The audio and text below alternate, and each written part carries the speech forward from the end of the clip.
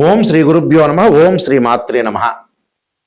July 27 నుంచి December 11వ తారీఖు వరకు కూడా శని వక్రగతిలోకి వెళ్ళిపోతున్నాడు.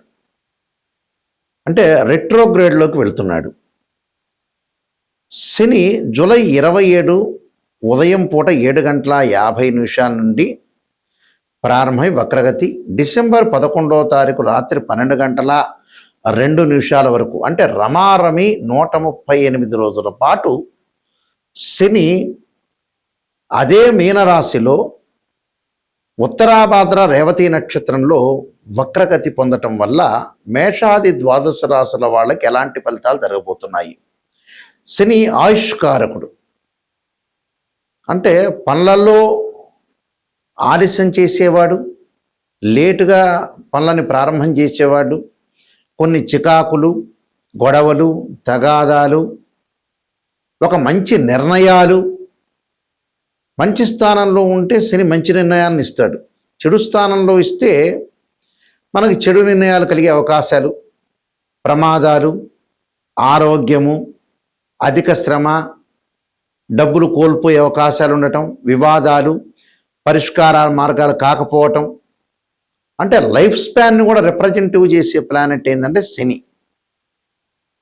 అలానే షష్టమ భావాధిపతి కూడా కుజుడితో పాటు కూడా శని ఉన్నాడు. అలానే వ్యయాధిపతి కూడా శనే.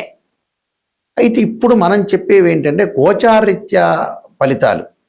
అంటే గోచారీత్యా ఫలితాల్లో ఈ ఏదైతే 138 రోజుల పాటు శని ప్రభావం వల్ల వృత్తి, ఉద్యోగ, వ్యాపారాలు, ఆరోగ్యము, ప్రమాదాలు, శుభ కార్యక్రమాలు, ఆటంకాలు, మంచి చెడులు ఏ విధంగా ఉన్నాయి, ఎలాంటి ఫలితాలు రాబోతున్నాయో మనం తెలుసుకుందాం. ఇవన్నీ కూడా గోచారరీత్యా చెప్పబడే ఫలితాలు అంటారు.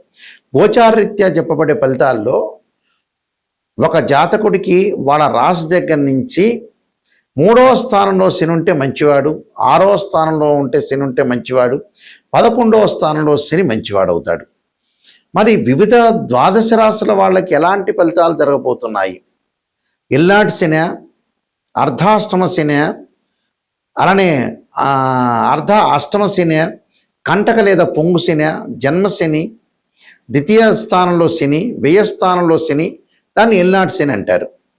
అంటే శని యొక్క ప్రభావం ఏ విధంగా ఉండబోతుంది, ఎలాంటి పరిహారాలు చేసుకోవాలి, ఎలాంటి పరిహారాలు, ఎలాంటి నిర్ణయాలు తీసుకోవడం వల్ల మనకి మంచి జరగబోతుంది అనే విషయాలన్నీ కూడా ఒకసారి మనం తెలుసుకుందాం.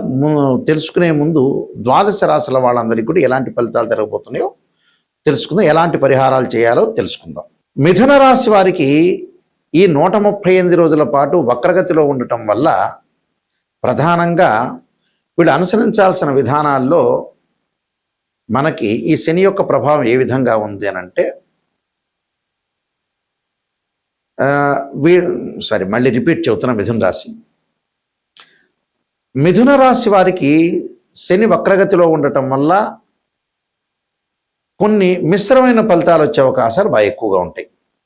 ఆ మిశ్రమాల్లో బంధుమిత్రులతోటి దుఃఖము, సంతోషాన్ని కొంత పంచుకోవటం, ఏదో వీళ్ళ బంధువుల్లో కానీ చుట్టాలకు కానీ బంధుమిత్రులకు ఆరోగ్యపరంగా ఇబ్బందులు కలగటం, దీర్ఘకాలిక వ్యాధులు, ఇబ్బందులు కలగటం ఒకటి, భార్యాబిడ్డలతోటి కూడా కొంత విభేదాలు రాకుండా చూసుకోండి.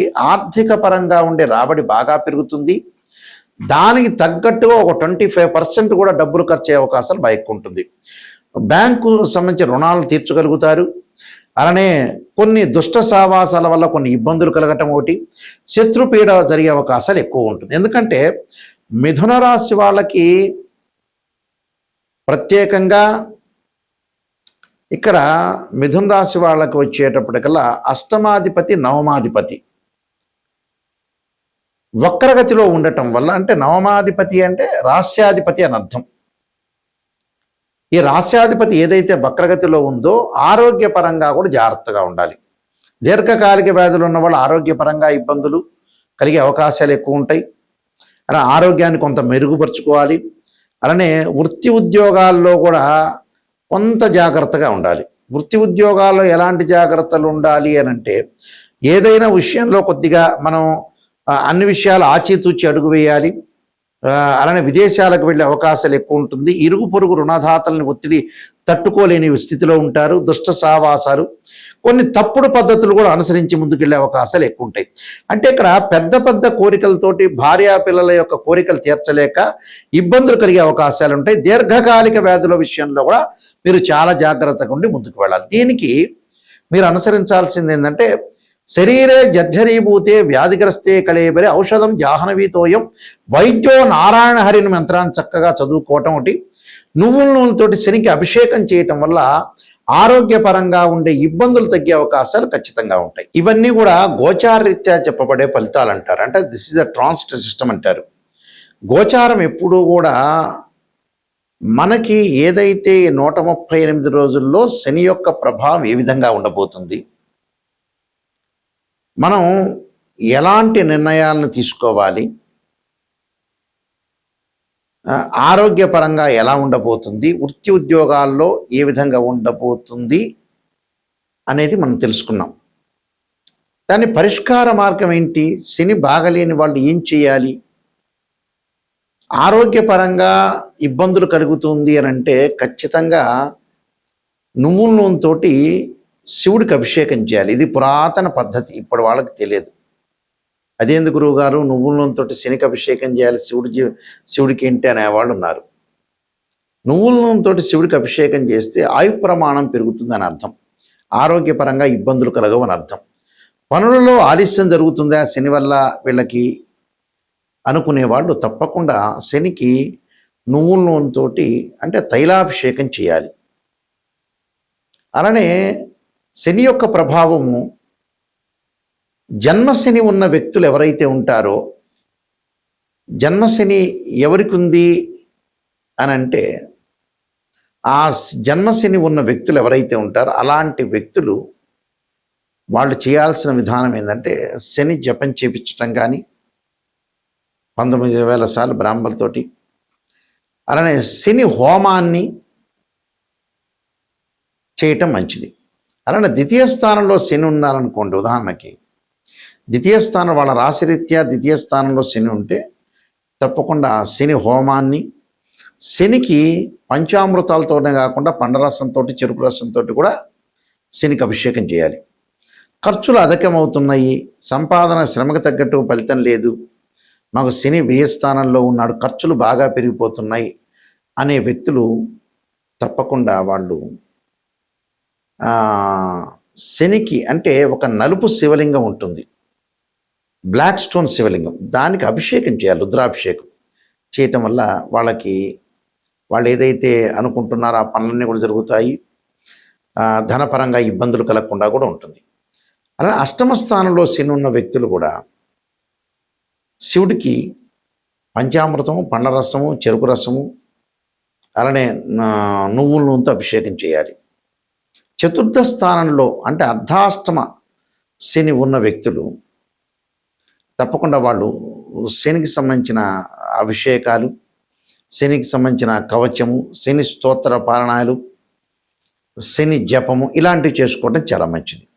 అలానే కంటక లేదా పొంగు శని అంటారు, వృత్తిపరంగా ఇబ్బందులు కలుగుతుంటాయి వాళ్ళకి.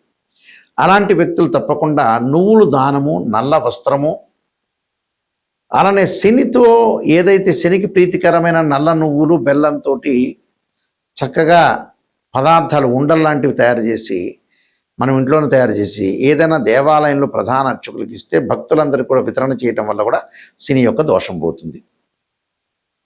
ఇక చాలా మంచి పరిహారం చెప్పబోతున్నా ఇక్కడ నేను, పురాతనమైన పరిహారం, ఇది ఎవరికి కూడా తెలియని పరిహారం. చాలా పాత రోజుల్లో బ్రాహ్మణులకు మాత్రమే ఆ పరిహారం, పెద్ద మనుషులకు మాత్రం తెలుసు. అలాంటి పరిహారం ఏంటంటే శని యొక్క దోషం ఉన్న వాళ్ళకి అద్భుతమైన పరిహారం ఇది. ఏమిటి అని అంటే, శనివారం రోజున చక్కగా మనం ఆంజనేయ స్వామి దేవాలయం కానీ శివాలయంలో కానీ ఏదన్నా ఒకదాన్ని మీ దగ్గరలో ఉన్నదాన్ని ఎంచుకొని, మన ఇంటిలో బియ్యం ఉంటాయి, ఆ బియ్యాన్ని దంచుతే ఏమంటారంటే నూకలు అయినాయి అంటారు.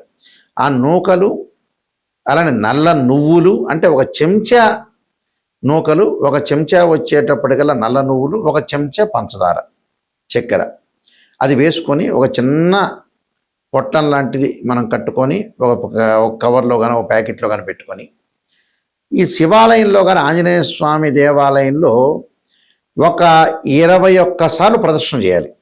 21, 54, 108 లేకపోతే 11, మినిమం 11 ప్రదక్షిణ అంతా కూడా చేసి వచ్చిన తర్వాత తీర్థప్రసాదాలు తీసుకోకముందు మనం ఏదైతే తీసుకున్నామో ఆ పదార్థాన్ని, అంటే నువ్వులు, అలానే నూకలు, అలానే పంచదార నల్ల చీమలకు పెట్టాలి. ఒకవైపు పెట్టి, అంటే ఒకవైపున అవి మనం పొట్లమంతా ఇప్పదీసి ఎక్కడైతే ఆ టైంలో నల్ల చీమలు ఉంటాయో ఆ నల్ల చీమల దగ్గర వేయాలి.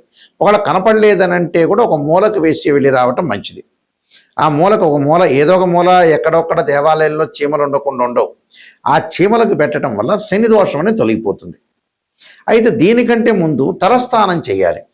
సబ్బుతో కానీ షాంపుతో కానీ తలస్నానం చేయాలి. ఒంటి మీద సబ్బును రుద్దుకోవచ్చు, తల మీద మామూలు స్నానం చేసి శివాలయం కానీ ఆంజనేయ స్వామి యొక్క ఆంజనేయ ప్రదక్షిణాలు చేసి అది పెట్టి అప్పుడు తీర్థప్రసాదాలు తీసుకోవాలి. ఆ రోజున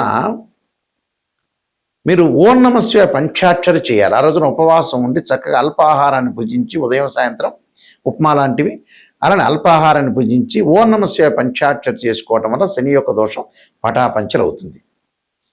అలానే ఇక్కడ మా వెబ్సైట్ www.nayakanti.com, nayakanti.in అని కూడా చూడొచ్చు.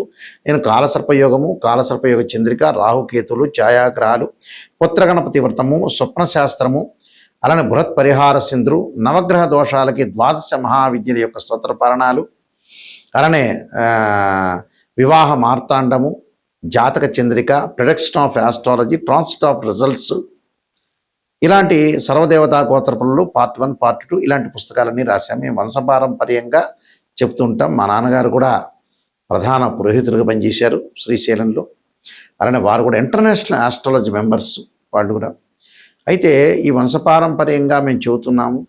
ఎందుకంటే ఎప్పుడైనా మీకు ఒక సలహా ఏమిటి అంటే, ఒక జాతకాన్ని ఆస్ట్రాలజీని అప్రోచ్ అయినప్పుడు నిజం తెలుసుకోండి. మమ్మల్నే కాదు, ఎవరిని ఆస్ట్రాలజీని అప్రోచ్ అయినా నెగిటివ్ ఫస్ట్ తెలుసుకోండి. నెగిటివ్ని పాజిటివ్ చేసుకోవటం ఎలా, అదే పాయింట్. అసలు ప్రపంచాన్ని నడిపించే పాయింట్ అదే. భగవంతుడి కంటే ముఖ్యమైన పాయింట్ అదే. మనలో లోపాలని మనం సవరణ చేసుకొని ముందుకెళ్తేనే నెంబర్ 1 సూపర్ స్టార్లు అయ్యేది. స్త్రీయ లోపం మెరుగుట పెద్ద విద్య, లోపం ఎరిగిన వాడే పూర్ణవుతాట. నెగిటివ్ని మనం పాజిటివ్ చేసుకుని ఓవర్కమ్ చేస్తే మన జీవితం బాగుపడినట్టే. ఆ విషయాలన్నీ కూడా మీరు గుర్తుపెట్టుకోండి. ఈ పుస్తకాలన్నీ కూడా రాజమండ్రిలో కోటగుమ్మంలో మోహన్ పబ్లికేషన్ వారి దగ్గర దొరుకుతాయి.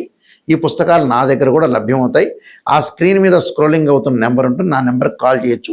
నిజాన్ని తెలుసుకునే వాళ్ళు మాత్రమే నాకు ఫోన్ చేయండి.